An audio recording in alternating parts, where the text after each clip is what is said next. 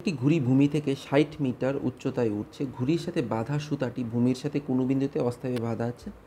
সুতোটির নতি ৬০ ডিগ্রি হলে আমাদের কি সুতোর দৈর্ঘ্য নির্ণয় করতে বলা হয়েছে। ধরো ঘুড়িটা কোনো একটি অংশ এ বিন্দুতে আছে, ঠিক আছে, যা মাটি থেকে কত 60 মিটার উঁচু। যদি আমি মাটির কোনো একটি বিন্দু 60 নিই, তাহলে এই জায়গার দৈর্ঘ্য কত 60 মিটার। ঘুড়ির সাথে বাঁধা সুতোটি ভূমির সাথে কোনো বিন্দুতে কত 60 ডিগ্রি নতি করছে। তো যদি আমি এইভাবে তৈরি করি, ধরো এই অংশটির সাথে ঘুড়ির নতি কত 60 ডিগ্রি।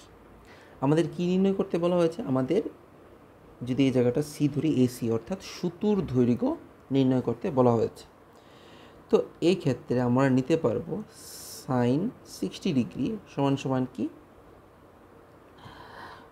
লম্ব বাই অতিভুজ, অর্থাৎ লম্ব বাই অতিভুজ। আমি এই জায়গাটার দৈর্ঘ্য ওয়াই ধরলাম, বা সাইন 60-র মান কত? সাইন 60-র মান হলো √3/2, অর্থাৎ 60 বাই ওয়াই, বা ওয়াইয়ের মান কি চলে আসলো 60 √3/2।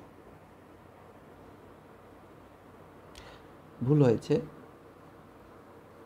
ওয়াইয়ের মান কি হবে? ওয়াইয়ের মান হবে 60 × 2/√3, বা আমি যদি উপরে নিচে √3 দিয়ে গুণ করি, তাহলে কি চলে আসছে 120 √3, এবং √3 গুণ করলে 3 চলে আসছে, 3 দিয়ে কাটলে 40, বা ওয়াইয়ের মান কত চলে আসলো 40 √3।